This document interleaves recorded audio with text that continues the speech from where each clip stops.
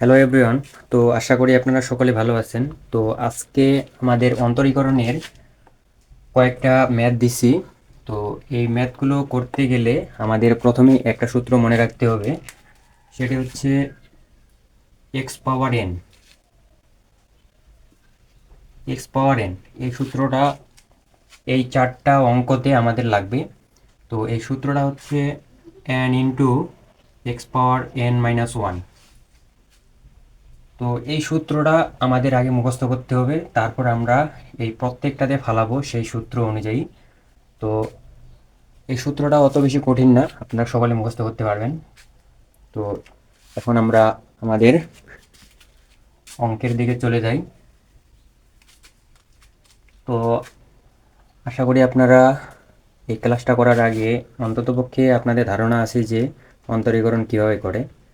তো অন্তরীকরণ কিভাবে করে যদি না জেনে থাকেন, তাহলে আমি আপনাদের স্ট্রাকচারটা দেখাই দিতেছি।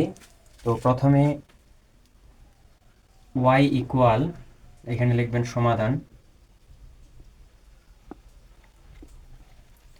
y ইকুয়াল টু 5 √ x পাওয়ার 11।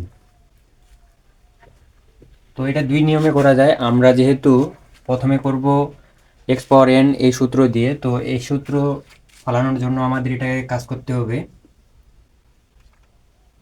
তো আমরা এইভাবে লিখতে পারি এক্স পাওয়ার রুট, রুট মানে হচ্ছে হাফ, রুট মানে হাফ, আর হচ্ছে যদি এখানে এইভাবে থাকে তাহলে মানে ওটা লিখতে হবে যে 1/3। আর এখানে যেহেতু আছে √5 মানে কর্নিক 5, বা হচ্ছে কী যে বলে ওটা আমার জানা নেই এই মুহূর্তে। তো এটা বলে হচ্ছে 1/5।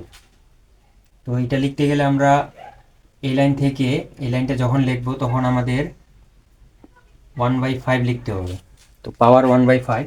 এখন এইখান থেকে যদি আমরা নিচের দিকে যাই, তাহলে আমরা এটাকে এইভাবে লিখতে পারি, এইটা সমান এইটা লেখা তো যায় নাকি। তো এইটা যেহেতু লেখা যায়, এখন আমাদের ওয়াই সমান এটা লেখা যায়। তো আমি এখানে এটুক মুছে দিলাম যেহেতু আমাদের জায়গা কম। তো এটা সমান আমি এটা লিখব এক্স পাওয়ার 11/5।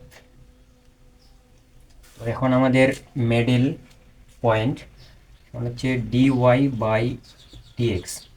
এটা হচ্ছে অন্তরীকরণের structure, dy/dx equal to dy/dx y, বা এখানে ওয়াইয়ের মানটা আমরা এইভাবে আসছে, কিন্তু এখন আমরা আরেকটা লাইন বাঁচানোর জন্য আমরা ওয়াইয়ের মানটা এখানে বসাই দেব এক্স পাওয়ার 11/5। এটা দিয়েও করা যায়, আবার এটা দিয়ে আমরা যেহেতু এক্স পাওয়ার এন সূত্র দিয়ে করতেছি, তাই জন্য আমরা এইভাবে সাজাই নিচ্ছি আগে। তো এখন এক্স পাওয়ার এন ইন্টু এক্স পাওয়ার এন মাইনাস ওয়ান এই সূত্র ফালাবো। তো প্রথমে এন হচ্ছে আমাদের এইটা, তো এইটা লিখবো 11/5 into x, x N minus one, 11/5 minus one equal to, আমাদের এটা লসাগু করতে হবে। তো 11/5 এক্স লসাগু হচ্ছে 5, 11 মাইনাস 5, 11/5 এক্স, এটা হচ্ছে 6/5, 11/5। তো এইটা আমরা এইভাবেও লিখতে পারি এক্স পাওয়ার 6 ইন্টু 1/5। এটা লেখা তো যায় নাকি। তো এটা যেহেতু লেখা যায়, সেহেতু আমাদের 11/5 এক্স 5 কর্নিক √x পাওয়ার 6 এটা লেখা যায়। তো এটাই হচ্ছে আমাদের অ্যান্সার। তো এটা আমরা কিভাবে একটা সহজ পদ্ধতিতে করব, আপনারা অঙ্ক দেখে কিভাবে চিনবেন যে এটার উত্তর এটা হবে। তো আপনারা এই উত্তরটা দেখে নেন। এটাই কিন্তু আমাদের উত্তর, ওয়াই ইকুয়াল, এটা হচ্ছে উত্তর। তো এটা আমরা একটা সহজ পদ্ধতিতে করব। এটা হচ্ছে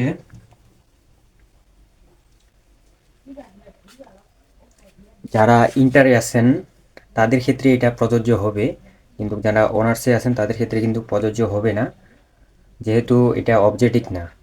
অনার্সে 1 নম্বর প্রশ্ন আকারে আসে, আর এখানে অবজেক্টিভের কোনো অপশন নাই, সেহেতু এটা অনার্সে কার্যকর হবে না, কিন্তু ইন্টারে কার্যকর হতে পারে। তো এখানে